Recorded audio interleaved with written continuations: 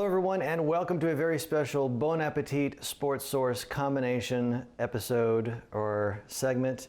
And why are we combining the two? Well, obviously it is now time for college football once again, and that means food for college football. So I'm going to share one of my go-to meals and snacks in addition to the Saturday game day food, and it is HealthiER chicken wings.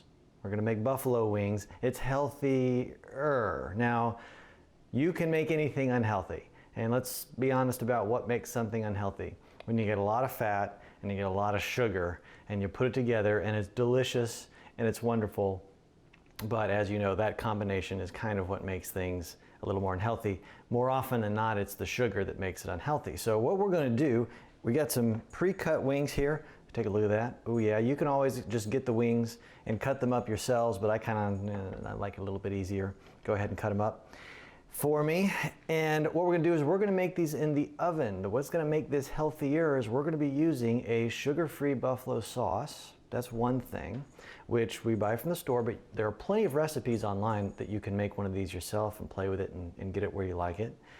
We're going to make it in the oven. We're not going to deep fry it, and we're not going to bread it. Now we're still getting, obviously there's the good protein from the chicken, and then there's the skin on the chicken wings that has the fat and everything on there, but we're really keeping the carbs and the sugar lower on this for this edition of it. Now of course if you pair this with a cake, it's not so healthy anymore. So let's take a look at what we got to prep these babies up. We've got 2 tablespoons of avocado oil. I use avocado oil because it's got what's called a higher smoke point, which means it's not going to smoke up your kitchen. I may end up doing that anyway. Olive oil is very tasty, obviously, but that's gonna get smokier at a lower temperature. So I use avocado oil. It really doesn't matter which oil. You can even use grapeseed oil, which has a very high smoke point. That works out just fine. That's not really where the flavor comes from, is in the oil though. And then I got a half a teaspoon of salt, a half a teaspoon of pepper, and a half a teaspoon there of garlic powder. I think I've been making this so long, let's be honest, I just kind of go with it. I think it's about 2 tablespoons of the avocado oil. That sounds about right. And then I get the salt going, and I'm a salty kind of person. I like the salty stuff, so I get a good amount of there and there. And then you got your black pepper. Again, you can measure this out if you want, or if you like more of something, you like less of something, just go nuts. This is not where most of the flavor comes from. It comes from the sauce, right? The buffalo sauce. So this is just to prepare your chicken as you're cooking it in the oven. And then of course, some garlic powder, doesn't hurt. Now what you want to do is you want to have set your oven to 400 degrees, or depending on your oven, if it runs a little bit hot, you can get away with 385 to 400. I usually do it a little bit lower, 385, just because I get a little bit softer chicken, but you may need to do it at 400. So go ahead and set that and let that get started, because while that's going on, you're going to prepare your chicken. So you got your mixture here. I kind of like to check that out. Let's see. Oh yeah, very salty, peppery, garlicky. That's all good. Get your chicken. Just put it in there, and you're just going to mix this around. Now, if this just came out of the fridge, this is going to be really cold. But mine I took out and dried off a little bit, so it's not so cold right now. And just get it nice and coated. And that's basically it. You're ready to put this onto the tray to go into the oven. Let's do this. Let's do that next.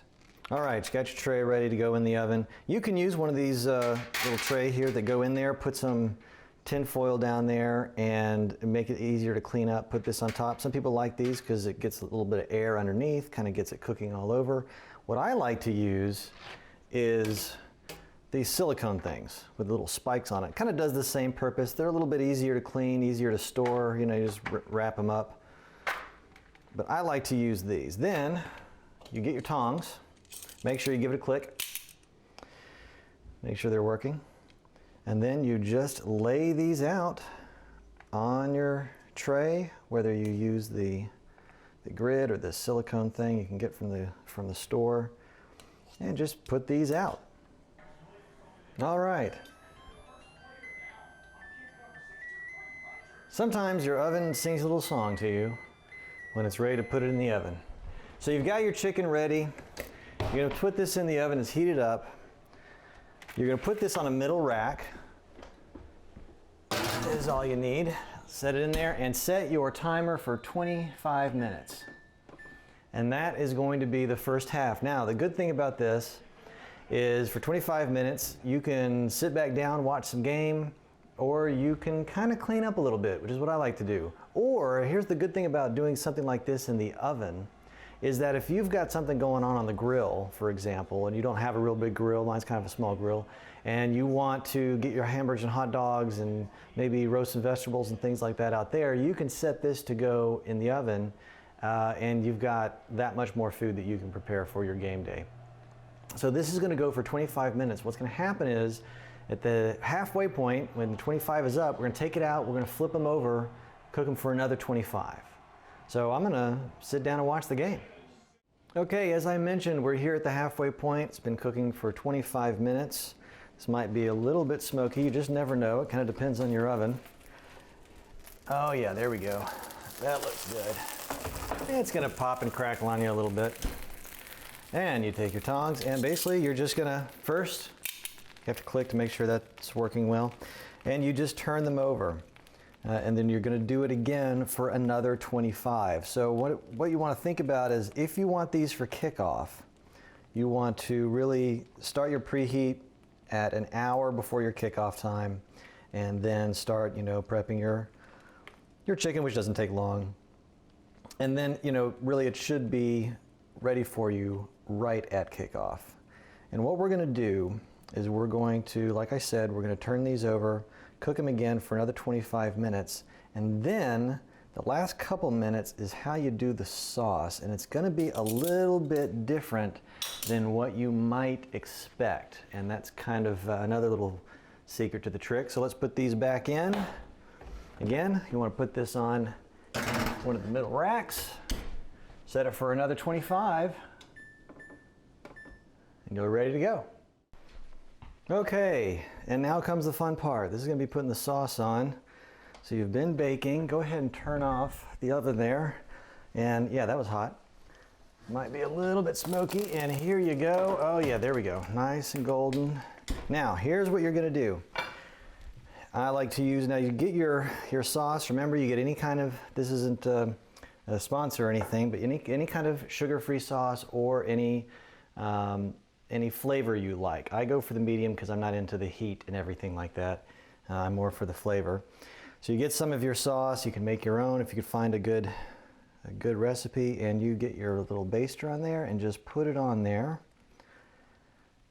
And you want to cover each of the wings pretty well. What you're going to do, I'm going to go ahead and do this here, is turn on your broiler. And you can turn that on high if you want.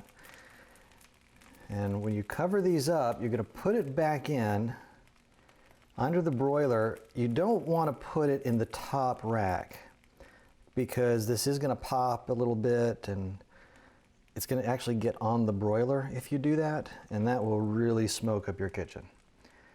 If you do that, that's not such a good idea.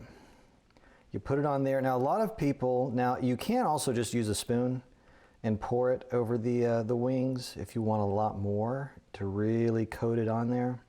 Is really good. One of the things that you're doing is you're going to let this heat up under the broiler. Keep an eye on it. It's only going to be about a minute, because it's going to caramelize it just a bit and kind of cook it into that skin. It's a little bit different, obviously, than the wings you get at the store. So I got my broiler on. Put it on a slightly higher rack, just one higher. I'm going to keep an eye on that for about a minute. And like I said, you want to keep an eye on it, get your light on and look under there.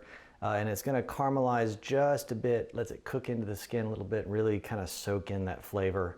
And it's a little bit, I wouldn't say cleaner, it's still a messy dish, but it gets it into the chicken a little bit better than if you just take all your wings, put it into a bowl, and pour your sauce over it, which you can do that. You can just toss your wings in your sauce, let it sit for a minute and cool off, and that will work just fine.